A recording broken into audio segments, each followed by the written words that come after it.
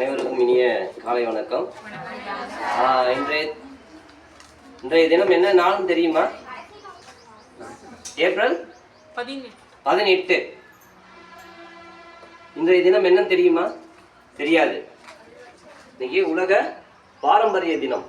உலகம் முழுவதும் பார்க்கும்போது இந்த கன்சர்வேஷன் ஆஃப் ஹெரிட்டேஜ், நம்முடைய பாரம்பரியத்தை வந்து பார்க்கும்போது பாதுகாப்பதற்காக வந்து பார்க்கும்போது ஐநாவில் இருக்கின்ற ஒரு அமைப்பான யுனெஸ்கோ என்ற ஒரு அமைப்பு இருக்குல்ல, கேள்விப்பட்டிருக்கீங்களா? யுனெஸ்கோன்னு ஒரு அமைப்பு, யுஎன்ஓ யுனைடெட் நேஷனல் ஆர்கனைசேஷன் ஒரு அமைப்பு இருக்குல்ல, தெரியுங்களா? உலகத்தில் அதை வந்து பார்க்கும்போது யுனெஸ்கோன்ற ஒரு அமைப்பு ஒன்று இருக்கு. அந்த அமைப்பு தான் வந்து பார்க்கும்போது உலகத்தில் இருக்கின்ற அந்த கலை கலாச்சாரம் இதை வந்து பார்க்கும்போது பாதுகாத்தது மற்றும் அதை வந்து பாதுகாத்து அடுத்த தலைமுறைகளுக்கு வந்து எடுத்து செல்வதற்காக உருவாக்கப்பட்ட ஒரு அமைப்பு வந்து பார்க்கும்போது யுனெஸ்கோன்னு சொல்லுவாங்க. இந்த யுனெஸ்கோ தான் வந்து பார்க்கும்போது நீங்களாம் கேள்விப்பட்டிருப்பீங்க, உலக அதிசயங்கள் எல்லாம் கேள்விப்பட்டிருக்கீங்களா? அதே மாதிரி உலக பாரம்பரிய சின்னங்கள். உதாரணமாக நீங்கள் உலக பாரம்பரிய சின்னங்கள்னு பார்க்கும்போது நம்ம ஊரில் வந்து நிறைய இருக்கு. என்னென்ன ஏதாவது 1-2 சொல்ல முடியுமா உங்களால்? நானே சொல்லிடுறேன். இப்போ பார்க்கும்போது தஞ்சாவூரில் இருக்கிற பிரகதீஸ்வரர் டெம்பிள் வந்து பார்க்கும்போது ராஜராஜ சோழனால் கட்டப்பட்ட அந்த கோயில் வந்து பார்க்கும்போது யுனெஸ்கோவுடைய மானுமெண்ட், நினைவு சின்னமாக இருக்கிறது. அதற்கு அடுத்தபடியாக வந்து பார்க்கும்போது நம்ம கங்கை சோழபுரத்தில் இருக்கின்ற Brihadeeswarar temple, Sivan sir Brihadeeswarar temple பார்க்கும்போது யுனெஸ்கோவுடைய மானுமெண்ட்டாக இருக்கிறது. அதே மாதிரி இப்போ நம்ம மாவட்டத்து பக்கம் வந்து பார்க்கும்போது திருவண்ணாமலை மாவட்டம் இருக்குது. திருவண்ணாமலை மாவட்டத்தை ஒட்டி வந்து பார்க்கும்போது என்ன இருக்குன்னா விழுப்புரம் மாவட்டம் இருக்குது. நீங்களாம் இங்கே போயிருப்பீங்க. செஞ்சிக்கோட்டை போயிருக்கீங்களா? செஞ்சிக்கோட்டை போயிருக்கீங்களா? அந்த செஞ்சிக்கோட்டை என்பது வந்து பார்க்கும்போது யுனெஸ்கோவால் அறிவிக்கப்பட்ட மானுமெண்ட். எப்போ அறிவிச்சாங்கன்னா போன வருஷம் தான் அறிவிச்சாங்க. 2025 வந்து பார்க்கும்போது யுனெஸ்கோவுடைய மானுமெண்ட்டாக வந்து பார்க்கும்போது அறிவிச்சிருக்காங்க. அது மட்டும் இல்லாமல் நம்ம இந்த மேட்டுப்பாளையத்திலிருந்து ஊட்டிக்கு ஒரு ட்ரெயின் போகுது பார்த்தீங்களா? தெரியும், போயிருக்கீங்களா? ஊட்டி போயிருக்கீங்களா? போங்க, ஃபியூச்சரில் போவீங்க. அதை பார்க்கும்போது ஒரு ட்ரெயின் ஒன்று போகும் மேட்டுப்பாளையத்துலேருந்து ஊட்டிக்கு. அந்த ட்ரெயின் வந்து பார்க்கும்போது நம்ம பாரம்பரியமாக வந்து பார்க்கும்போது ஆங்கிலேயருடைய காலகட்டத்தில் வந்து இன்னைக்கு முடியும் நம்ம அது அப்படியே அதே மாதிரி வந்து நம்ம பாதுகாத்து கொண்டு பயன்படுத்தி கொண்டிருக்கிறோம். அதனால் வந்து பார்க்கும்போது அதே வந்து பார்க்கும்போது மானுமெண்ட்ஸாக வந்து அறிவிச்சிருக்காங்க. இது மாதிரி பல்வேறான நம்முடைய பாரம்பரியத்தை பறைசாற்றுகின்ற அந்த நினைவு சின்னங்கள் எல்லாமே பார்க்கும்போது இந்த யுனெஸ்கோவால் அறிவிக்கப்படுகிறது. அது மாதிரி இது மாதிரி இந்த பாரம்பரியங்கள் எல்லாமே பார்க்கும்போது நாம மட்டும் பயன்படுத்தக்கூடாது. அடுத்த தலைமுறைக்கு வந்து பார்க்கும்போது அந்த மானுமெண்ட்ஸ், அந்த நினைவு சின்னங்கள்லாம் பாதுகாத்து ப்ரெசர்வ் செய்து அதை வந்து அடுத்த தலைமுறைக்கு வந்து கடத்தப்பட வேண்டும் என்ற ஒரு நோக்கத்திற்காக இந்த பாரம்பரிய தினமானது கொண்டாடப்படுகிறது. அவ்வாறு வந்து பார்க்கும்போது உலகம் முழுவதும், இன்னைக்கு நாம மட்டும் இல்லை, உலகம் முழுவதும் பார்க்கும்போது உலக பாரம்பரிய தினம் என்று ஒரு தினத்தை வந்து அனுசரிக்கிறோம். சரிங்களா? அது தொடர்பாக வந்து பார்க்கும்போது நம்மளுடைய கிருஷ்ணகிரி மாவட்டத்தில் வந்து பார்க்கும்போது எங்களால் முடிந்த அளவு அந்த பாரம்பரியத்தை நாங்கள் காப்பாற்றுவோம், எங்களுடைய பாரம்பரியத்தை வந்து பார்க்கும்போது வெளி உலகத்திற்கு எடுத்து செல்வோம் என்று ஒரு அமைப்பு வந்து தொடர்ந்து செயல்பட்டு கொண்டிருக்கிறது. அந்த அமைப்பு வந்து பார்க்கும்போது கிருஷ்ணகிரி வரலாற்று ஆய்வு மற்றும் ஆவணப்படுத்தும் குழு மற்றும் சங்கம்.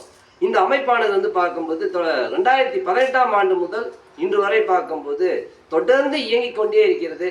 அதனால் வந்து பார்க்கும்போது வெளி உலகத்திற்கு தெரியாத நம்ம கிருஷ்ணகிரி மாவட்டத்தினுடைய வரலாறு வந்து பார்க்கும்போது பெரிய அளவில் வந்து பேசப்படுவதற்கான மூல காரணமாக இருக்கின்ற ஒரு அமைப்பு எதுன்னு பார்க்கும்போது நம்ம கிருஷ்ணகிரியில் இந்த KHRDT என்கின்ற கிருஷ்ணகிரி வரலாற்று மற்றும் ஆய்வு மற்றும் ஆவணப்படுத்தும் குழு மற்றும் சங்கம் இது தொடர்ந்து செயல்பட்டு கொண்டிருக்கிறது. எனவே வந்து பார்க்கும்போது கிருஷ்ணகிரி நகர் மற்றும் கிருஷ்ணகிரி மாவட்டத்தில் வந்து பார்க்கும்போது என்ன விதமான இந்த பாரம்பரியத்தை வந்து பார்க்கும்போது நாங்கள் பாதுகாத்திருக்கிறோம், அதே மாதிரி பார்க்கும்போது என்னென்னலாம் நாங்கள் வந்து வெளிப்படுத்தியிருக்கின்றோம் என்ற ஒரு தகவலை வந்து பார்க்கும்போது உங்களிடம் பகிர்ந்து கொள்கிறார் நம்முடைய கிருஷ்ணகிரி வரலாறு ஆய்வு மற்றும் ஆவணப்படுத்தும் குழு மற்றும் சங்கம் அவற்றினுடைய ஒருங்கிணைப்பாளர் ஆசிரியர் தமிழ்ச்செல்வன் அவர்கள் வந்து பார்க்கும்போது இன்றைய தினம் வந்திருக்கிறார். உங்களோட அந்த உரையினை வந்து பார்க்கும்போது சாருடைய உரையை வந்து பார்க்கும்போது பொறுமை காத்து கேட்டுக்கொள்ளுமாறு தங்களை கேட்டுக்கொள்கிறேன்.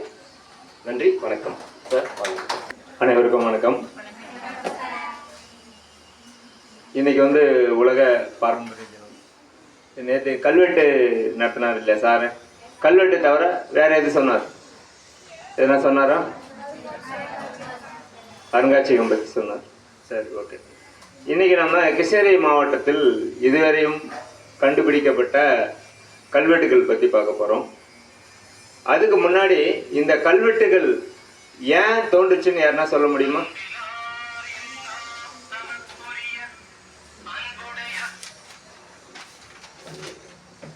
சொல்ல முடியுங்களா? இந்த கல்வெட்டு ஏன் வந்தது சொல்லுமா? கொஞ்சம் சத்தமாக சொன்னால் நல்லா இருக்கும். ஓகே, தகவல் தொடர்புக்கு இல்லையா? சரியா? அது சொல்லலாம் நீங்க, அது சரியா தப்பா? சரி, ஃபர்ஸ்ட் மனுஷன் எப்படி பேசியிருப்பான்? அப்புறம் ஒலி. சைகைக்கு அப்புறம் என்ன வரும்னா இந்த இந்த இப்படின்றதுக்கு அதுக்கு ஒரு சவுண்ட் இல்லையா? அப்படி கொடுத்துருப்போம். அப்போ சைகைக்கு அப்புறம் என்ன வந்திருக்குன்னா ஒலி. இது முன்ன பின்ன மாறி மாறி வரலாம். திடீர்னு யானை வந்துச்சுன்னா கத்துறது வந்து சைகையில் கத்தணுன்றது இல்லை. இன்னும் ஒரு சாரர் என்ன சொல்றான்னா, கத்துறது வந்து திடீர்னு பயமான ஒரு பொருளை பார்த்தாவோ விலங்க பார்த்தாவோ மனிதன் இயல்பா என்ன பண்ணுவான்? கத்துவான். அப்போ கத்துறது தான் முதல்ல வந்ததுன்னுவாங்க. ஆனால் பெரும்பாலும் என்ன சொல்றாங்கன்னா, சைகை மொழியே தான் கன்வெர்ட் ஆகி ஒளி வடிவம் பெற்றது. ஏதோ ஒரு ஒளி கொடுத்துருப்பான். இப்போ இருக்கிற ஒளியா இருக்காது, ஏதோ ஒரு ஒளியை வந்து அவன் கொடுத்துருப்பான். சரி, இந்த ஒளியை கொடுத்து இதை பாதுகாக்கிறதுக்குன்னா அப்படியே கடத்துறது தான். இப்படின்னா சாப்பிட்றதுன்னு அவனுக்கு இப்படி சொல்லணும், அப்படிதான் சொல்லின்னு வந்திருப்பான். அப்போ இந்த ஒளி வந்து வரி வடிவம் பெற்றது. ஒரு காலத்து ஒரு ஸ்டேஜில் வந்து ஒளி என்ன அது எழுத்துக்களா மாறுது. அப்பதான் எழுத ஆரம்பிக்கிறான். எழுத ஆரம்பிக்கிறப்ப தான் நம்மளுக்கு வரலாற்று காலமே தொடங்குது. வரலாறே நம்ம பாதுகாக்கிறது, சேமிக்கிறது, நினைவுபடுத்துதல் எல்லாமே எப்போ தொடங்குது? எழுத்து கண்டுபிடிப்புக்கு பின் தான். அந்த எழுத்துக்களோட வளர்ச்சியை வந்து நேற்று சார் சொல்லியிருப்பார். சொன்னாருங்களா? உங்களுக்கு பிராமி தானே, தமிழ் பிராமி நடத்திருப்பாரு. அதில் எல்லாம் நீங்கள் உங்கள் பேர் எழுதியிருப்பீங்க. எல்லாம் தமிழ் துறை தானே? வேறு துறையில் யாருன்னா இருக்கீங்களா? சரி, இப்போ சைகையாச்சு, சைகையிலிருந்து ஒளியாச்சு, ஒளிக்கு வந்து வரி வடிவம் கொடுக்குறான், எழுத்துக்களாக மாற்றுறோம். அந்த எழுத்துக்களாக மாற்றுறது உடனே மாறல. பாறை ஓவியங்களில் வந்து குறியீடுகளாக வரைய ஆரம்பித்தான். அந்த குறியீடுகளை இது வரைக்கும் யாரும் என்ன பண்ணல, சரியா படிக்க முடியல. ஆனால் சில பாறை ஓவியங்களில் வந்து தமிழ் பிராமியை சார்ந்த குறியீடுகள் வந்து காணப்படுது. அதுதான் இந்த எழுத்துக்கள் வளர்ச்சி. ஃபஸ்ட்டு எழுத்து எந்த நாட்டில் தோன்றுச்சுன்னு தெரியுமா உங்களுக்கு?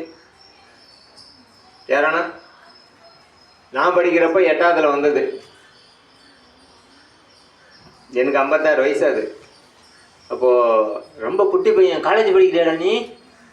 இல்லை, அக்கா கூட வந்தியா? சரி, ஞாபகம் இருக்கானா எழுத்துக்கள் எப்போது எந்த நாட்டில் தோன்றியதுன்னு? எத்தனையோ நாட்டில் தோன்றி இருக்கலாம். ஆனால் கண்டுபிடிக்கப்பட்டது வந்து சுமேரிய நாகரிகம். கிமு 3400. கிமு 3400னா உங்களுக்கு தெரியுமா? இப்ப இருந்து எவ்வளவு கழிக்கணும்? கிமு அர்த்தம் தெரியுமாமா யாருக்காவது? கிறிஸ்துவுக்கு முன். இப்போ 3400 ஆண்டுகள். அப்போ இன்னைக்கு டேட்டுக்கு எத்தனை வருஷம் அது பழமையானதாக இருக்கும்?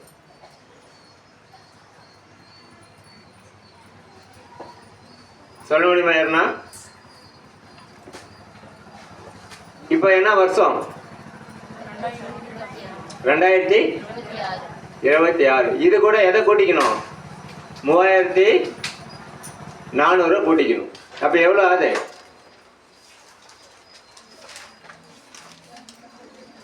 3400 கூட 2026 கூட்டணும். நாங்க தமிழ் தானே படிக்கிறோம், கணக்கு படிக்கலையே.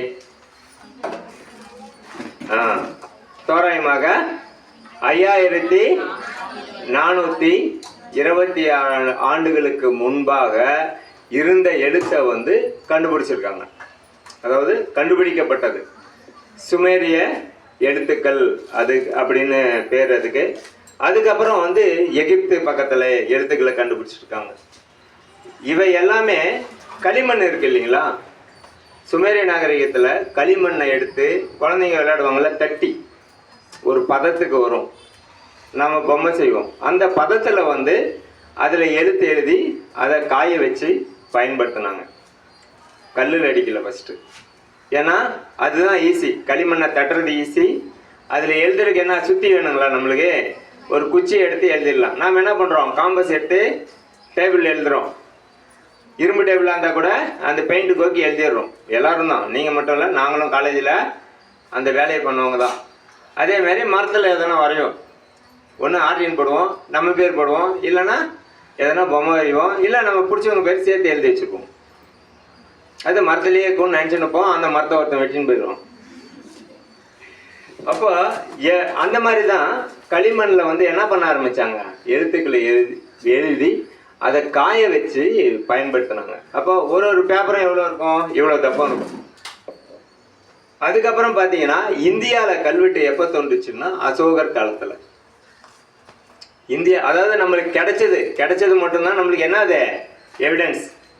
அதுக்கு முன்னாடி எழுத்து இருந்திருக்கலாம், ஆனால் அதுக்கு ஆதாரம் கிடைக்கல.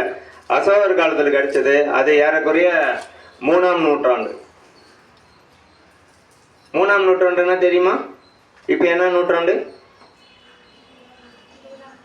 20ஆ 21ஆ? சார் இப்போ என்ன நூற்றாண்டு சார்? 21. 22 வர வரைக்கும் 21ஆம் நூற்றாண்டு தான். அப்போ 3ஆம் நூற்றாண்டு, அதாவது 300ன்னு வச்சுக்கங்களேன், 300ஆம் வருஷம். இப்போ 2026ஆம் வருஷம். அப்போ 300ஆவது வருஷம். பிராகிருதம் அப்படின்ற மொழியும் பிராமி, இந்த 2 ஸ்கிரிப்ட்லேயும் அவங்க எழுதியிருப்பாங்க. அசோகர் காலத்தில் கிடைச்சது தான் நம்மளுக்கு கிடைத்த முதல் கல்வெட்டு இந்தியாவில். சரி, கல்வெட்டு என்னத்துக்கு அடிச்சான்னு தெரியுமா இருக்கேன்னா? ஏன் கல்வெட்டு அடிக்கிறோம்? சரி, நாம் எழுதுறோம்ல மரத்தில், செவுத்துல, பேப்பரில், என்னத்துக்கு எழுதுறோம்? ஞாபகம் வச்சுக்கிறது. இப்போ பத்திரம்ன்றோம் இல்லையா, பத்திரத்தை எல்லாம் பத்திரமா தானே வச்சுக்கிறீங்க. வீட்டு பத்திரம், அப்புறம் நம்ம கல்யாண பத்திரிக்கையும் ஒரு பத்திரம் தான், தெரியுமா உங்களுக்கு? கோர்ட்டில் ப்ரொடியூஸ் பண்ணுற டாக்குமெண்ட், அதோட சப் டாக்குமெண்ட்டு தான் ரிஜிஸ்டர் ஆஃபீஸில் நாம் பதிவு பண்ணுறது. இதுவுமே பத்திரங்கள் தான். அந்த மாதிரி பத்திரங்களை பத்திரமா வச்சுக்கிற மாதிரி அந்த காலத்தில் பேப்பருங்க இல்லை. பேப்பருங்க இருந்தாலும் அது குறிப்பிட்ட காலத்துக்கு தான் இருக்கும். உங்கள் நோட்டில் இப்போ எழுதி வச்சிங்கன்னா இது ஒரு 30 வருஷம் 40 வருஷம் இருக்கும். அதுக்கப்புறம் என்ன ஆகும்? மக்கும். இன்னும் 3 வருஷத்துலேயே என்ன ஆயிரும்? மக்கும். அப்புறம் பூச்சி அரிக்கும். அப்புறமேட்டு எடுத்தால் உடஞ்சி வரும் பேப்பர். அப்புறமேட்டு சுத்தமாக அது காணாமல் போயிடும். ஆனால் நாளைக்கு ஃப்ரீயா?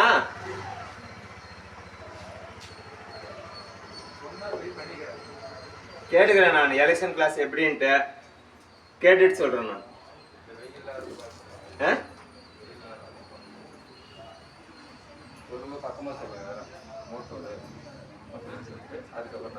சரி, அப்போ எழுத்துக்களை அதிக காலம் எதில் இருக்கும்? நம்ம அதிக காலம் எதை பார்க்குறோம்? பாறை. அந்த பாறையில் மனுஷன் பார்க்குறான். பார்த்துட்டு அந்த பாறையில் இருக்கிறது நிறைய நாள் இருக்கும் அப்படின்னு அவன் நினச்சிக்கிறான். பாறையில் எழுதுறதுக்கு முன்னாடி எதில் எழுதுனான்னா சுமேரிய நாகரிகத்தில் நாம் சொன்ன மாதிரி. அப்புறம் பேசிக்கலாம் பாப்பா.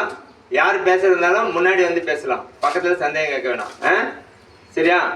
நான் எலிமெண்ட்ரி ஸ்கூல் வாத்தியார், எலிமெண்ட்ரி ஸ்கூல் HMA அதே மாதிரி தான் இருப்பேன். எப்போ பாரு சைலன்ஸ் சொல்லுங்கிற மாதிரி வச்சுக்காதீங்க. நம்ம சொல்கிற விஷயம் வந்து ரொம்ப முக்கியமான விஷயம். டிஎன்பிசி நீங்கள் எக்ஸாம் யாருன்னா எழுதுனீங்களா, இதில் வந்து சில பாயிண்ட்ஸில் அதில் கேட்பான். அது வந்து உங்களுக்கு யூஸ் ஆகும். நீங்கள் பேசுறதுக்கு உங்களுக்கு பர்மிஷன் தரேன். பேசுகிறவங்க இருந்து ஜாலியாக போய் மரத்தில் உட்காந்து பேசிட்டு வரலாம். சரியா? நான் அதை வந்து தப்புன்னு சொல்ல மாட்டேன். இருக்கிறவங்கள டிஸ்டர்ப் இல்லாத வெளியே போய் பேசிக்கலாம். சரி, இப்போ சுமேரிய நாகரிகத்தில் எப்படி எழுத்துக்களை வந்து ஃபஸ்ட்டு எதில் எழுதணும்? எதில் எழுதணும்னு சொன்னேன்? களிமண். சுமேரிய நாகரிகத்தில் எதில் எழுதணும்? களிமண்ணில் எழுதணும். 5426 வருஷத்துக்கு முன்னாடி. நம்மளுக்கு நம்ம கிருஷ்ணகிரி, இப்போ கிருஷ்ணகிரி மாவட்டத்துக்கு வந்தோம்னா, கிருஷ்ணகிரி மாவட்டத்தில் பழமையான எழுத்துக்கள் எதில் கிடைக்குதுன்னா பானை ஓடுகளில் கிடைக்குது. பானை ஓடுகள். அப்போ அந்த பானை ஓடுகள் செஞ்சு ஒவ்வொரு வீட்லேயும் ஒரு ஒரு பானை யூஸ் பண்ணுவோம் இல்லையா? எங்கள் வீட்டு பானை உங்கள் வீட்டுக்கு தருவோமா? பாத்திரம் தரமாட்டோம். எதனா தயிர் மோருன்னு கொஞ்சம் கேட்டால் தான் தருவோம், அரிசி கேட்டால் தருவோம். மற்றபடி என்னுடைய பொருள்ன்றதுக்காக அதில் என்ன பண்ணுவோம்? பானையில் கூரா கீறி வச்சுக்கணும். கூரை என்ன பண்ணணும்? கீறி வச்சுக்கணும். அந்த மாதிரி கீறி வச்சது பானைகளில், அதுக்கு கிராவிட்டி அப்படின்னாங்க, அப்படின்னு சொல்கிறாங்க இன்றைக்கி வரைக்கும். பானையில் எழுத்துக்கள் அது எங்கே கிடச்சிதுன்னா, இப்போ எங்கே அகழ்வாய்வு பண்ணாங்கன்னு தெரியுமா? கிருஷ்ணகிரி மாவட்டத்தில் ரீசெண்டாக கிருஷ்ணகிரி மாவட்டத்தில் அகழ்வாய்வு எங்கே பண்ணாங்கன்னு? அப்போ நம்ம நியூஸ் பார்க்கறதில்ல. சொல்லலாமா? தெரியும். தப்பாக இருந்தால் ஒன்றா போகுது. அங்கே பண்ணல, பண்ணுறதுக்கு போனாங்க. பாப்பா பேசுறதுன்னா தயவு செய்து எழுந்து போய் அங்கே பேசிட்டு வந்துருங்க. மரத்து மேலே, மரத்துக்கிட்ட இல்லை மரத்து மேலே இல்லை பக்கத்தில் போனால் தேட்டர்கிட்ட போய் பேசிட்டு வந்துருங்க. ஓகேவா? சென்னானூர் ஃபஸ்ட்டு கிருஷ்ணகிரி மாவட்டத்தில் புகழ்பெற்ற 2 அகழ்வாய்வுகள் கண்டிப்பாக நம்ம தெரிஞ்சிருக்கணும். ஏன்னா டிஎன்பிசியில் இது வரைக்கும் 4 வருஷம் வந்த கேள்வியில் இது இருக்கும். ஃபஸ்ட்டு மயிலாடும்பாறை, கிருஷ்ணகிரி மாவட்டத்தில் மயிலாடும்பாறை என்ற இடத்துல அகழ்வாய்வு நடந்தது. அந்த இடத்துல என்ன விசேஷம்னா, 4200 வருஷத்துக்கு முன்னாடியே இரும்பை மனிதன் பயன்படுத்தினான் என்ற ஆதாரம் அங்கே கிடைச்சி. அதை வந்து சிஎம் வந்து சட்டசபையிலே சொன்னார். மயிலாடும்பாறை 1. அடுத்தது 2வது வந்து சென்னானூர். சென்னானூர் வந்து ஊத்தங்கரை பக்கம் யாருன்னா இருக்கீங்களா? எல்லாமே தருமபுரி தானா? ஊத்தங்கரை பக்கத்தில் இருக்க சென்னானூர். இந்த அகழ்வாய்வில் மைக்ரோலித்திக் டூல்ஸ், நுண் கற்கால கருவிகள், அப்புறமேட்டு பானை ஓடுகளில் எழுத்து. அந்த சொன்னேன் இல்லையா, பானை ஓடுகளில் என் பேர் போட்டு சாத்தன் அப்படின்ற ஒரு பேர் எழுதியிருக்கான். இன்னொருத்து ஊஹூர் அப்படின்ற ஊர் பேர் எழுதியிருக்கான் பானை ஓட்டில். இன்னொரு இத்தன் அப்படின்னு மட்டும் ஒரு ஓட்டு இருக்குது. அப்போ முதல் முறையாக கிருஷ்ணகிரி மாவட்டத்தில் கண்டறியப்பட்ட எழுத்துக்கள்னா அதுதான். ஏறக்குறைய 1700 வருஷத்துக்கு முன்னாடி, 1700 வருஷத்துக்கு முன்னாடி அந்த பானையோடு இருக்கலாம். அதுலேருந்து 2000 வருஷம் வரைக்கும். ஏன்னா சரியாக அது டேட்டிங் நம்ம அந்த பானை ஓட்டுக்கு எடுக்கலை.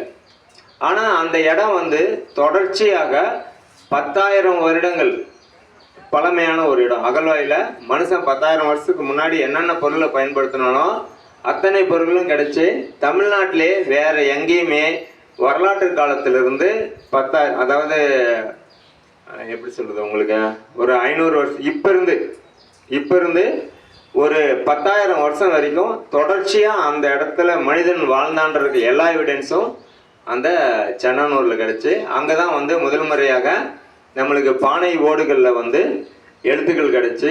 மயிலாடும்பாறையில் ஒரே ஒரு எழுத்து மட்டும் தூ அப்படின்ற எழுத்தோ தான்ற எழுத்தோ மட்டும்தான் கிடச்சி.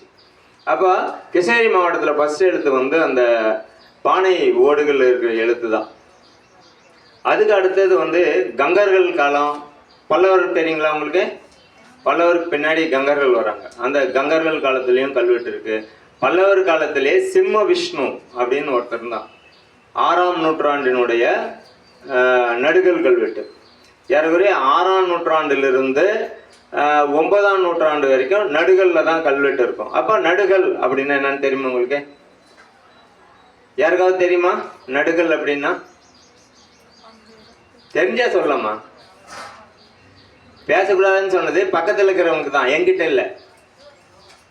நீங்களே வந்து கூட இங்கே பேசலாம். தெரியுமா நடுகள்னா யாருக்கானா? அகநானூறு புறநானூறு வருதா உங்களுக்கு? அதில் நடுகள் வர்றது இல்லையா? வருதா வரலையா? நான் காலேஜுக்கு படிக்கலாமா? நான் காலேஜ் ஃபெயில் இருக்கிறத சொல்கிறேனே. பிஎஸ்சி கெமிஸ்ட்ரி படித்தேன் தருமபுரியில், நான் ஃபெயில் ஆகிட்டேன். அதனால் தமிழ் சிலபஸ் எனக்கு தெரியாது. ஆனால் நடுகள் வராமல் ஒரு புறநானூறு இருக்காது. அப்போ இங்கே நீங்கள் எதிர பார்க்குறீங்க இல்லையா, மனுஷனை அடித்து வச்சுக்கிறாங்கல்ல கல்லில், இங்கே இது எல்லாமே நடுகள் தான். அந்த நடுகள் தான் 6ஆம் நூற்றாண்டிலிருந்து ஏறக்குறைய 9ஆம் நூற்றாண்டு வரை அந்த நடுகளில் மட்டும்தான் எழுத்து இருக்கு நம்ம கிருஷ்ணகிரி மாவட்டத்தில். யாரு எந்த அரசன்? அப்போ நடுகள் எதுக்கு எடுக்கிறாங்கன்றது ஃபர்ஸ்ட் தெரிஞ்சுக்கணும். ஒருத்தன் போர்ல வீர மரணம் அடைதல், அது தெரியுமா? வீர மரணம்னா என்னம்மா?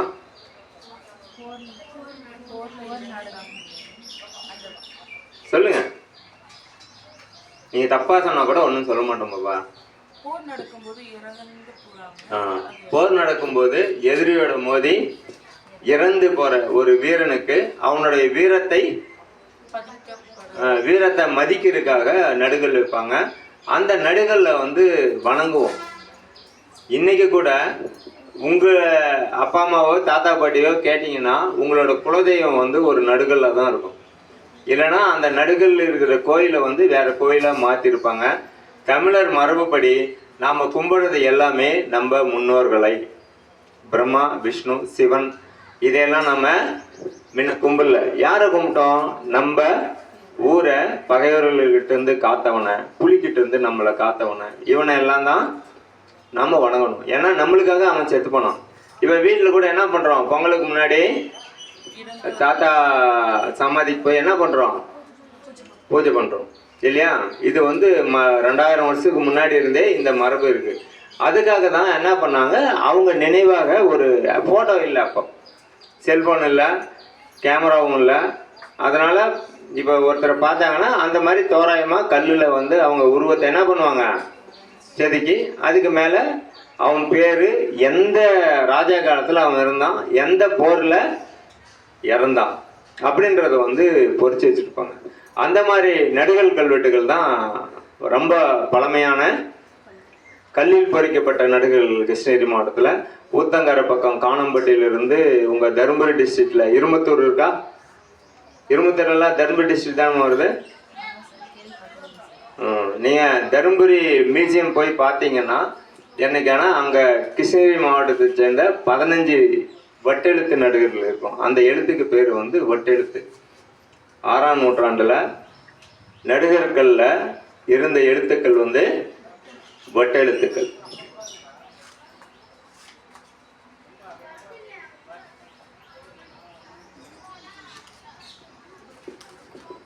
அப்போ ஒரு வீரன் அவன் வீரத்தை மெச்சுவதற்காகவும் அவனை நினைவில் கொள்வதற்காகவும் நடுகல்ல என்ன பண்ணாங்க, கல்வெட்டை பதிச்சாங்க, இல்லைன்னா பொறிச்சாங்க, எப்படின்னா சொல்றோம்.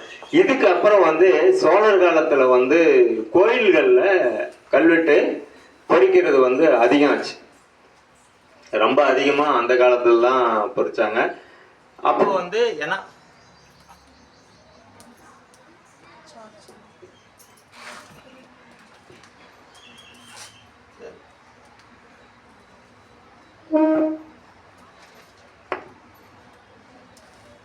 சரி கேக்குதாம்மா பேசுறது? அப்போ சோழர் காலத்துல வந்து அதிகமா என்ன பண்ணாங்க, கல்வெட்டுகளை வந்து கோயில்களில் பதிக்க ஆரம்பிச்சாங்க. அத்திட்டானம் அப்படின்ற இடத்துலையும் குமுதப்பட்டை, இதை எழுத வேண்டாம், குமுதப்பட்டை ஆகிய இடங்களில் வந்து அதிகமாக பொறிச்சாங்க. வேணா ஒரு விஷயம் எழுதிக்கங்க, சோழர் காலத்தில் தான் தமிழ் கல்வெட்டுகள் அதிகமாக கிடைக்கின்றன. அவ்வளோதான். வேணாம், நீ எடுத்துன்னு போய் போட்டுருக்க எடுத்துக்கணும். தாங்க தமிழ் கல்வெட்டுகள் அதிகமாக வந்து சோழர் காலத்தில் தான் நம்மளுக்கு கிடைக்குது. அதாவது நம்ம பகுதியில் பார்த்தீங்கன்னா ஏறக்குறைய 1300 கிடைக்குதுன்னு வச்சுக்கோங்களேன். 1300 கிடைக்குது. இவையெல்லாம் பிற்கால சோழர்கள் காலத்தைய கல்வெட்டுகள்.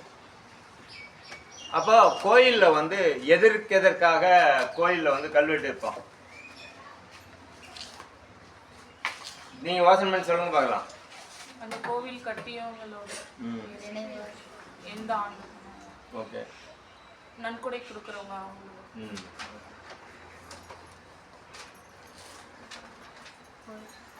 கோயில் பாப்பா சொல்லிச்சு, கோயில் யார் கட்டினதுன்னு அந்த கல்வெட்டில் இருக்கும். ஃபர்ஸ்ட் ஒரு கல்வெட்டு எப்படி ஆரம்பிக்கும்னா சோழர் காலத்துலலாம் மெய்கீர்த்தியோட ஆரம்பிக்கும். மெய்கீர்த்தின்றது என்ன? மெய்கீர்த்தின்றது ராஜாதி ராஜா, ராஜா மார்த்தாண்டா அப்படி படிக்கிறோம் இல்லையா? ஒரு ராஜா வர்றதுக்கு முன்னாடி அவன் பெற்ற வெற்றிகளை அவனுக்குன்னு பட்டம் கொடுக்குறோம் இல்லையா? இப்போ கங்கை நாட்டை ஜெயிச்சா அவனுக்கு கங்கை கொண்டான் ஏதோ ஒன்று பேர் கொடுக்குறோம். ஒன்று கங்கை போய் ஜெயிச்சவன கங்கை கொண்டான்றோம். அப்படி மெய்கீர்த்தின்றது அவன் பெற்ற பட்ட பெயர்களை கூறுவது. அது எவ்வளோ பேர் இருக்கும்? அவன் பேர் மாதிரி 50 மடங்கு கூட இருக்கும் சில நேரத்தில். ஏன்னா அவனுடைய கடாரம் கொண்டான், கங்கை கொண்டான், அப்படி லைனாக எது எது வருதோ அத்தனையும் வருதான். சினிமாவில் பார்த்தீங்கன்னா அது நல்லா எதுகை மோனையோட சொல்லுவாங்க, ராஜாதி ராஜன், ராஜகம்பீர, ராஜா மார்த்தாண்டா, அப்படி லைனாக வந்துட்டுருக்கோம். அந்த மாதிரி அந்த எந்த கல்வெட்டுலையுமே பார்த்தீங்கன்னா மெய்கீர்த்தியோட தான் கல்வெட்டு தொடங்கும். மெய்கீர்த்தி முடிவில் வந்து அரசன் பேர் வரும், அவனது ஆட்சி ஆண்டு வரும். எப்படின்னா நான் ஒரு நாட்டுக்கு அரசன் ஆறேன்னு வச்சுக்கோங்க. அரசன் ஆகி 4 வருஷம் ஆகிக்குது அப்படின்னா தமிழ்ச்செல்வனுடைய 4வது ஆட்சி ஆண்டு என்ன போட்டிருப்பான்? தமிழ்ச்செல்வனுடைய 4வது ஆட்சி ஆண்டுனா தமிழ்ச்செல்வன் எப்போ பதவி ஏற்றான்னு தெரிஞ்சா அந்த ஆட்சி ஆண்டு என்னைக்குன்னு சொல்லிடலாம். இல்லைன்னா தமிழ் எழுத்துக்கள்ல அந்த வருஷத்தை என்ன பண்ணுவான் அதில் போட்டிருப்பான்.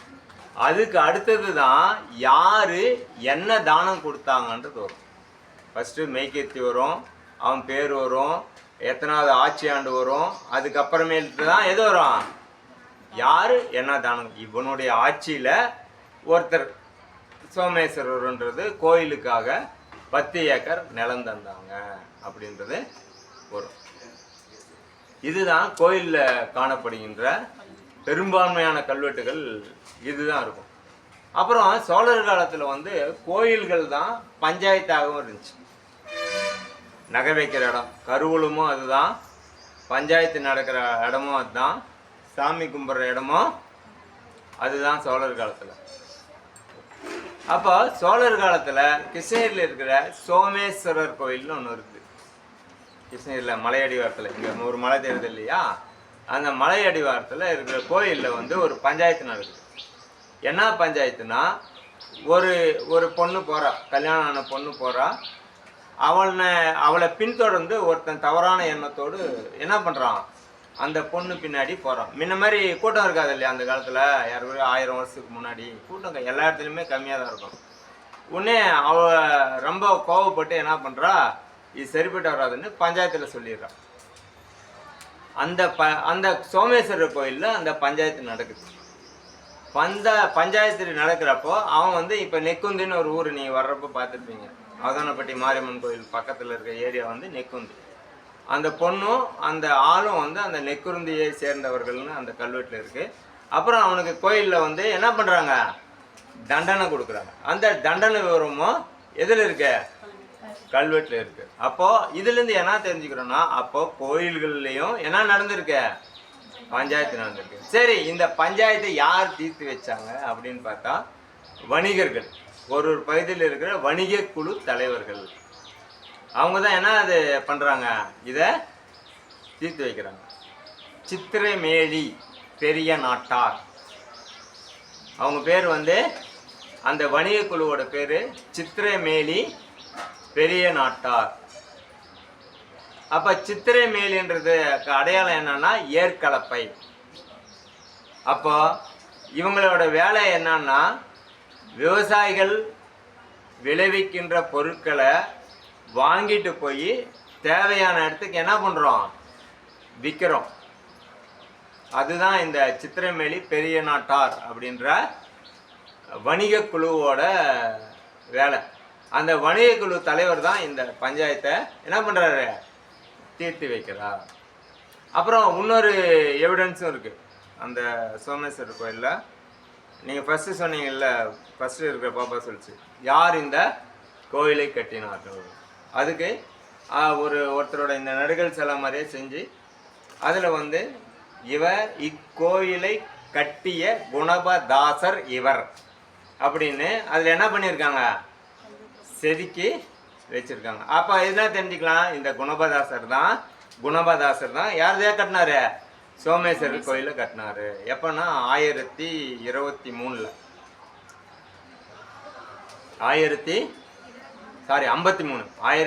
1953 வருஷம் இந்த கோயிலை கட்டியிருக்காங்க. ஏற்கனவே 900 வருஷம் ஆயிடுச்சா.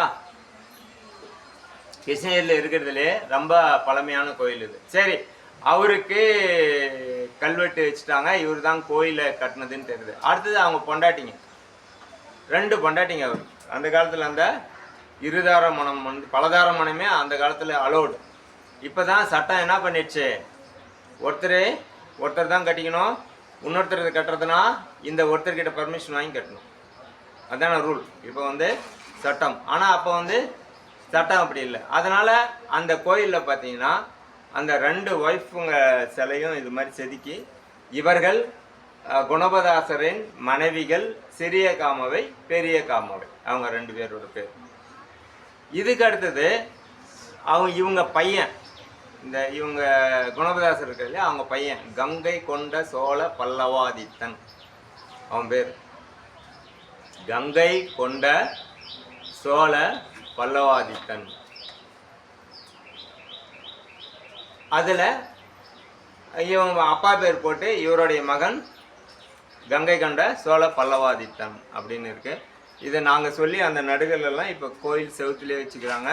இந்த பஞ்சாயத்து நடத்த கல்வெட்டும் எங்கே இருக்கு, கோயில் செவுத்துலேயே. புதுசாக கோயில் கட்டாங்க வழிய பழமை என்ன பண்ணக்கூடாது நம்ம, அதெல்லாம் எவிடன்ஸ் பத்திரம்.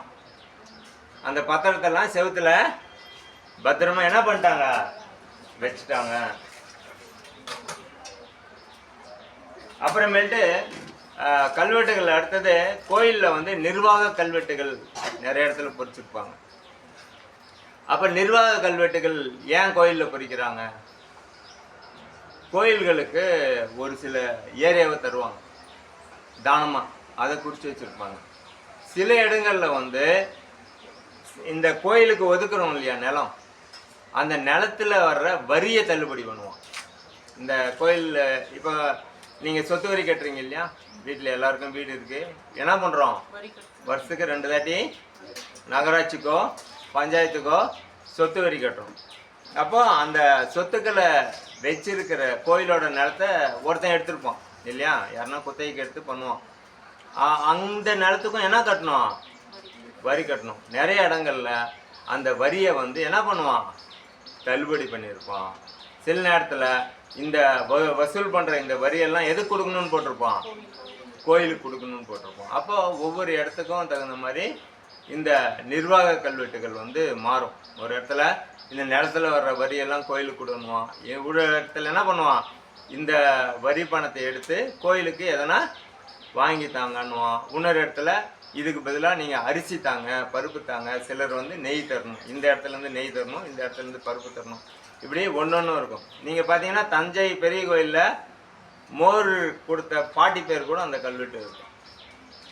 செதுக்கிறப்போ மோர் கொடுப்பாங்க இல்லையா, யாருன்னா ஒருத்தர், அந்த பாட்டி பேர் கூட என்ன பண்ணிக்கிறாங்க, கல்வெட்டில் பொறிச்சிருக்காங்க. அப்புறம் சமய கல்வெட்டுகள். அப்போ கல்வெட்டுகள்லேருந்து நம்ம தெரிஞ்சுக்கிறது இன்னொன்று என்னென்னா, நம்ம பகுதியில் என்னென்ன சமயம் இருந்ததுன்னு நம்ம தெரிஞ்சுக்கலாமா இல்லையா. கல்வெட்டுலேருந்து சிவன் கோயிலில் இருக்கிற கல்வெட்டுகள் பெரும்பாலும் எதை சார்ந்து இருக்கும், சைவ சமயத்தை சார்ந்ததாக இருக்கும். பெருமாள் கோயில் கல்வெட்டுகள் வைணவத்தை சார்ந்ததாக இருக்கும். இது 2 தவிர வேற எதனா நம்ம தமிழ்நாட்டில் இருக்கா, சொல்லலாம். பாப்பா ஒன்று சொல்லிக்குது சமண சமயம், கேள்விப்பட்டுக்கிறீங்களா? எங்கே இருக்குது? தருமபுரியில் காலபைரவர் கோயில் யார் யார் போய்க்கிறீங்க? யாரோ ஒரு பாப்பா மட்டும் கை தூக்கிச்சு. வீட்டுக்கு பக்கமா பாப்பா? சரி, யாரும் போனது இல்லையா? கை மட்டும் மேலே வந்துச்சு, எதுக்கு வந்துச்சுன்னு தெரியல. அங்கே வந்து ஒரு சமண தீர்த்தங்கரோட சிலை இருக்கு. பைரவர் கோயிலில் வெளியில் சுற்றிட்டு வர்றப்ப பார்த்தீங்கன்னா தீர்த்தங்கரோட சிலை ஒன்று இருக்கும். தருமபுரிலையும் இருக்கு. தருமபுரியில் புத்தர் சிலையே இருக்குது. கடகத்தூர் கேள்விப்பட்டுக்கிறீங்களா? கடகத்தூர் ஸ்கூலுக்கு கடகால் நோன்றப்போ அந்த கடகாலில் வந்து புத்தர் சிலை கிடச்சிது. அந்த புத்தர் சிலையை அப்படியே எடுத்துன்னு போய் என்ன பண்ணியிருக்காங்க? அருங்காட்சியத்தில் வச்சுக்கிறாங்க. சரி, இந்த சிலைகள் மட்டும்தான் கிடைக்குது. நம்மளுக்கு எந்த ஆட்சியாண்டு யார் செஞ்சான்றத கண்டுபிடிக்கிறதுக்காக என்ன வேணும்? கல்வெட்டுகள் வேணும். அப்படி கல்வெட்டுகள் எங்கே கிடைச்சுன்னா இங்கே பையூர் பக்கத்தில் விடுகாதழகிய பெருமான். யாரும் தெரியுமா அவன்? இது எல்லாருமே தருமபுரி டிஸ்ட்ரிக்டா? கிருஷ்ணகிரி யார் யார் கை தூக்குங்க? எல்லாமே கிருஷ்ணகிரி டிஸ்ட்ரிக்ட். எந்த காலேஜ் படிக்கிறீங்க? இந்த காலேஜ் தானா? கீதாம்மா காலேஜ். சரி, அதியமான் இப்போ தெரியுமா? அதியமான் தெரியுமா எல்லாருக்கும்? அந்த அதியமான் பரம்பரையில் வர்றதுதான் இந்த விடுகாதழகி பெருமான். அவனுடைய கல்வெட்டு வந்து எங்க இருக்குன்னா பையூர்ல இருக்கு. பையூர்ல யாருன்னா இருக்கீங்களா? காரிப்பட்டினம். பையூர்ல அவனுடைய கல்வெட்டு இருக்கு. அதே மாதிரி ஆம்பள்ளின்ற இடத்துல இருக்கு. இந்த ரெண்டு இடத்துலையுமே அவங்க சமணப்பள்ளிக்கு என்ன கொடுத்துருக்காங்க? தானம் கொடுத்துருக்காங்க. அதுக்கு அடுத்தது பார்த்தீங்கன்னா ஜெகதாப். ஜெகதாப்பில் வந்து சரி, நீங்கள் பேசுறதுன்னா நான் என்ன சொல்கிறேன், எல்லாருக்கும் பேசுறதுக்கு உரிமை இருக்குது. இங்கே வந்து பேசலாம், என்ன பேசுறதுன்னா வெளியே போயிடலாம். ஜெகதாப்பில் வந்து ஒரே ஒரு இடத்துல பௌத்த கல்வெட்டு இருக்கு. பௌத்தம் யார் மதம்? புத்தர் இல்லையா? இப்போ இதுக்கு அப்புறம் வர்ற டிஎன்பிசியில் இது வந்து கேள்வி கேட்கப்படலாம். ஏன்னா தமிழ்நாட்டிலேயே பௌத்த சின்னங்களோடைய கூடிய ஒரே கல்வெட்டு அதுதான். அது நாம் தான் கண்டுபிடிச்சோம் அந்த கல்வெட்டு. அப்போ சமணம், ஜெகதாப், பௌத்த கல்வெட்டு இருக்கிற இடம் வந்து ஜெகதாப். சமணம் பார்த்துட்டோம் கல்வெட்டில், பௌத்தம் பார்த்துட்டோம். அதுக்கப்புறம் சோமேஸ்வரர் கோயில் இருக்கிறது எல்லாமே சைவ சமயம் சார்ந்த கல்வெட்டுகள். அதுக்கப்புறம் பக்கத்திலேயே வந்து என்ன இருக்குன்னா நரசிம்மசாமி கோயில் இருக்குது. அந்த நரசிம்மசாமி கோயிலில் வைணவம் சார்ந்த கல்வெட்டுகள், அந்த கோயிலுக்கு தானம் கொடுத்தது பற்றி வரும். இந்த கோயில் கல்வெட்டுகளில் இவ்வளோதான். இது கோயில் கல்வெட்டுகளை பொறுத்த வரைக்கும் நிறையா சொல்லிட்டு போகலாம். ஆனால் அவ்வளோவா அது பெரும்பாலும் தானம் கொடுத்ததும் சில இடங்களில் பஞ்சாயத்து இருக்கிறது தான் இருக்கும். அதுக்கப்புறம் வந்து பாறை கல்வெட்டு, நடுகல்ல கல்வெட்டு பார்த்தோம், கோயிலில் கல்வெட்டு பார்த்தோம். அடுத்து நாம் பார்க்குறது பாறை கல்வெட்டு. இந்த பாறை கல்வெட்டு பார்த்தீங்கன்னா மேக்சிமம் எதனா இருக்குன்னா தானம் கொடுத்த செய்தி தான் இருக்கும். போரில் வீர மரணம் அடைந்தவனுக்கு என்ன பண்ணுவாங்க? தானம் கொடுப்பாங்க. எந்த இடத்துல தானம் கொடுப்பாங்க?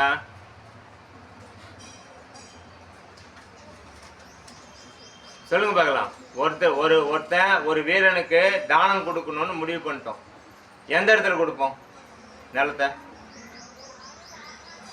நம்ம சந்தியா காலேஜுக்கு பின்னாடி மலையாடி இடத்துல கொடுத்துடலாமா? இல்லை, எப்படி கொடுப்போன்னு கேட்டேன். ஒரு தலைவன் செத்துறான், அவனுக்கு அரசன் வந்து நிலத்தை தானம் கொடுக்கணும்னு முடிவு பண்ணுறான். முடிவு பண்ணுறப்போ எந்த மாதிரியான நிலத்தை கொடுப்பான்?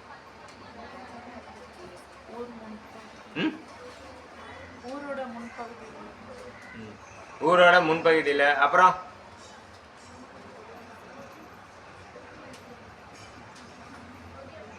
விவசாயம் எங்க செழிப்பாக நடக்குமோ அந்த இடத்துல தருவோம். அப்போ ஆத்தங்கரை ஓரத்தில் ஏரி மடை பக்கத்தில் கல்வெட்டுலேயே அப்படிதான் வரும். ஏரி மடைக்கு முன்னால் இருக்கின்ற 8 கண்டகம் விதை நெல். அது அளவு. அந்த காலத்தில் கண்டகம்ன்றது வந்து அளவு. அத்தனை கண்டகம் விதை நெல்லை எவ்வளோ தூரத்துக்கு விதைப்போமோ அந்த நிலம் எல்லாம் யாருக்கு? இந்த வீரனுக்கு உரித்தாகும்னு கொடுத்துருவாங்க. அவனுக்கு பின்னாடி அந்த யாருக்கு? அவங்க பொண்டாட்டிக்கு, அவங்க பசங்களுக்கு. இதில் என்ன சிக்கல்னா, விஜயநகர காலம் வரைக்கும் பொண்டாட்டிங்க புருஷன் சேர்ந்தவொடனே செத்துருவாங்க. அது சொல்லிக்கிறாங்களா? நீங்கள் படிச்சிருப்பீங்க. ராஜாராம் மோகன் ராய் வந்த அப்புறம் தான் என்னாச்சு? உடன்கட்டு. அதுக்கு முன்னாடி என்ன பண்ணுவாங்கன்னா, ஒரு அரசனோ இல்லை வீரனோ இறந்த உடனே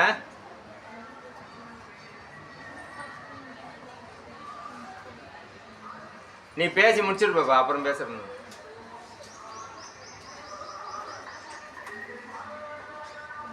ஒரு வீரன் என்ன பண்ணணும்?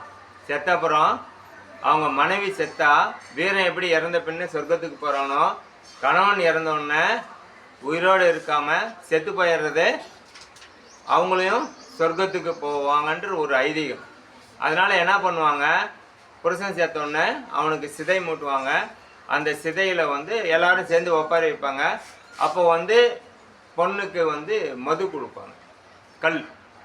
அந்த எல்லா சிலையிலும் பார்த்தீங்கன்னா அந்த பொண்ணு ஒரு சின்ன ஜாடி மாதிரி ஒன்று கையில் பிடிச்சிட்டு இருக்கும்.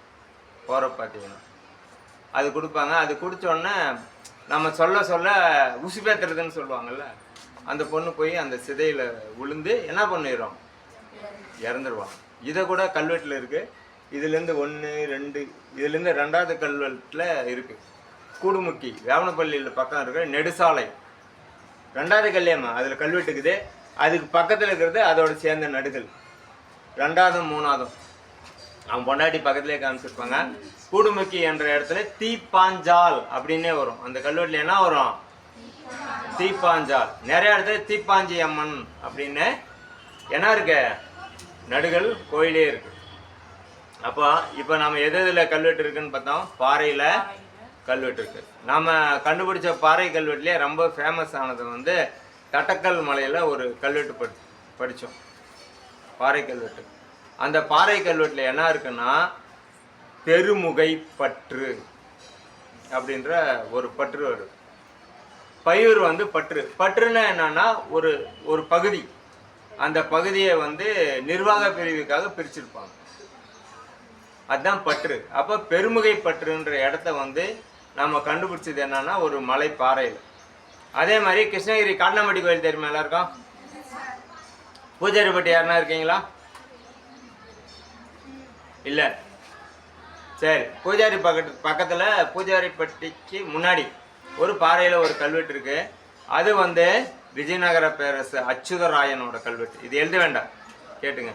அந்த கல்வெட்டில் என்ன இருக்குன்னா, காலபைரவர் கோயில் தெரியுமா? இங்கே கந்திக்குப்பம்ல இங்கே சர்வாசா மலை கீழே ஒன்று இருக்குது, அந்த மலையடி வாரத்துலேயே. அங்கே ஒரு கோயில் இருக்குது. அந்த கோயிலுக்கு அந்த காட்னாம்பட்டி இருக்கு இல்லையா, அந்த ஏரியாவை தானம் கொடுக்குறாங்க. விளக்கேற்றுறதுக்காக என்ன பண்ணுறாங்க? அந்த பகுதியை தானம் கொடுக்குறாங்க. இப்படி கல்வெட்டுகள் பாறை கல்வெட்டுகள் பார்த்துட்டோம், நடுகள் கல்வெட்டு பார்த்துட்டோம், கோயில் கல்வெட்டு பார்த்துட்டோம். இது இல்லாமல் தூண் கல்வெட்டுகள் கோயிலே, எல்லா இடத்துலையும் கோயிலில் தான் இருக்கும். ஆனால் இந்த தூண் கல்வெட்டுகள் ஒரு தனி வகை. ரவுண்டாக தூணுக்கும் இப்படியே ரிங்கு மாதிரியே செதுக்கின்னு போயிருப்போம். எல்லாத்தையும் லைனாக படிக்கணும்னா இதில் என்ன பண்ணோம்? நீங்கள் ரிப்பனோ பேப்பரோ கட்டணுன்னா இங்கேருந்து இப்படியே ஸ்ப்ரில் மாதிரி வரும். அந்த ஸ்ப்ரிங் வேலையில் போடுறீங்க இல்லையா, அந்த மாதிரி தான் என்ன பண்ணோம்? அதை படிச்சுட்டு போகணும். அந்த மாதிரி மதகொண்டப்பள்ளி அப்படின்ற இடத்துல இருக்குது கல்வெட்டு. ராஜேந்திர சோழன், 1ஆம் ராஜேந்திரனோட கல்வெட்டு, மதகொண்டப்பள்ளி தூண் கல்வெட்டு.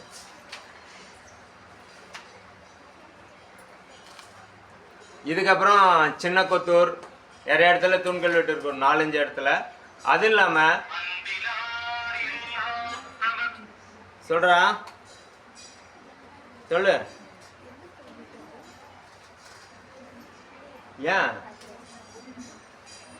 எவ்வளோ? அதுக்கு சான்ஸ் வாங்கிக்கலாம். பேசுறது கிளாஸ் எடுத்து எவ்வளோ கேட்குறாங்களா? கடையில் எவ்வளோ சொல்கிறாங்களா? சரி, போய் சொல்லிட்டு சொல்லு, நான் போகணும். இப்போ கல்வெட்டுகள் எந்தெந்த இடத்துல கிடைக்குதுன்னு யாருன்னா சொல்ல முடியுமா? எந்தெந்த மாதிரி இடத்துல கிடைக்குதுன்னு இப்போ 4 சொன்னோம் இல்லையா? ஆற்றங்கரையில் நடுகள் கிடைக்குது. எங்கெங்க கல்வெட்டை அடிச்சு வைக்கிறாங்கன்னு நான் சொன்னேன். கோயில்கள், அப்புறம் பாறை கல்வெட்டு, அப்புறம்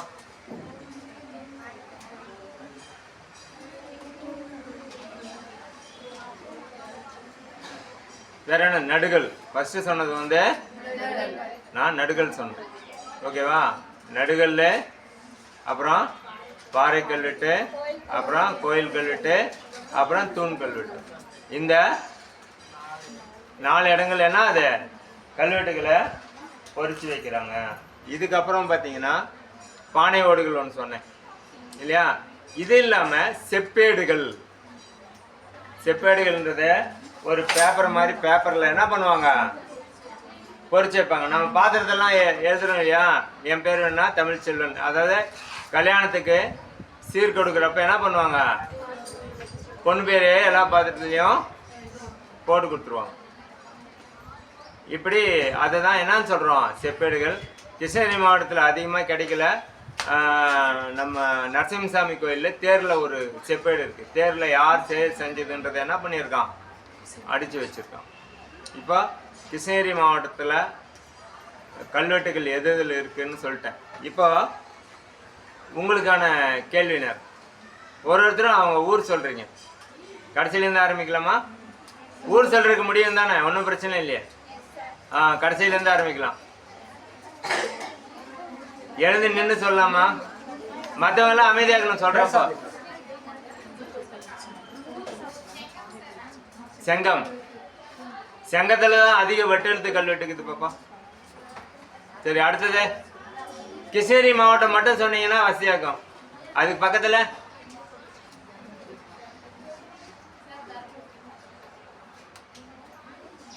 தருமபுரி யாரோட தலைநகரம் பாப்பா?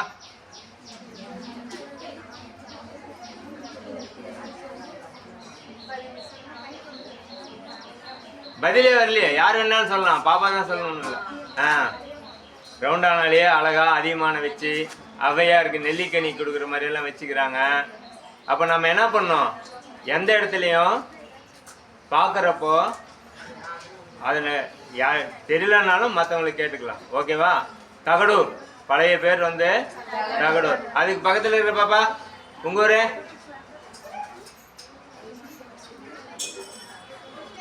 இதே ஊரா? எங்கிட்டு?